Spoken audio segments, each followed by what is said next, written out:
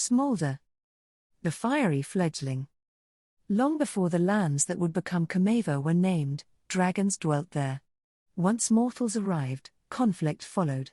The strife was only quelled when the first king of Comeva humbled himself before the dragon matriarch, bending the knee and pleading with her to lend her great strength to his armies, and all his dreams of empire.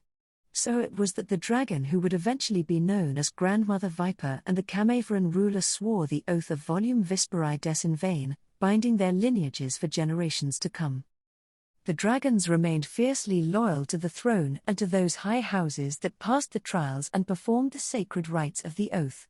In exchange, the dragons were kept satiated with livestock and showered with offerings. The gold, jewels, and precious artifacts they accumulated over the years garnered them a great respect.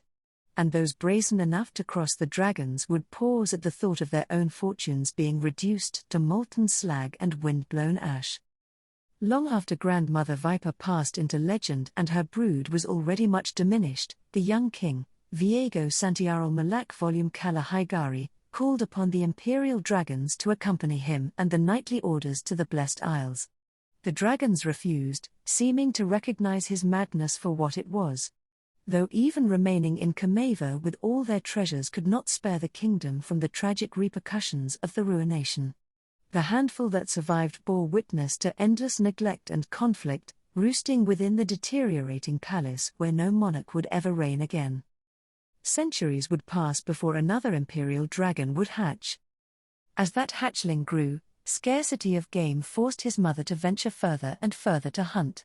This left the nest vulnerable to far-roaming Noxian beastmasters, who stole the young dragon and set sail for home to collect their reward. However, shortly before arriving at their destination, the mother dragon discovered the ship's whereabouts and obliterated it with her fiery breath. In the chaos, the hatchling was swept away, borne by the current to a nearby island off mainland Noxus.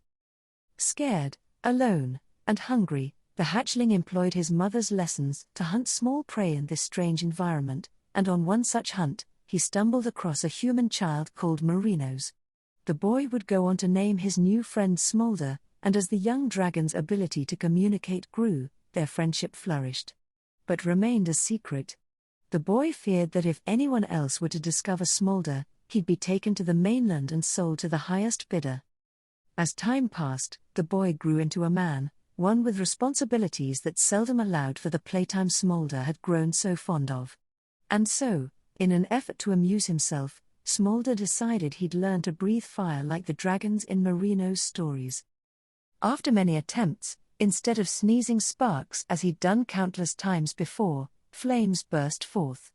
And in his excitement over this new development, Smolder failed to notice the fire spreading until it had engulfed the forest canopy. Suddenly, louder than a hunting horn, louder than thunder, a roar unlike any other rang through the air as a massive dragon approached. Having been drawn by the rising smoke, Smolder's mother swept down to embrace her child lovingly, as if they never parted. Carried away from the growing inferno by the scruff of his neck, Smolder soared, his first time experiencing the world as dragons should. Smolder now roosts with his mother on the cliffside where she'd spent so long watching and waiting for signs he yet lived. Every night, she recounts the history of his kin, the meaning and responsibilities of imperial dragons, and how to hone his fledgling abilities.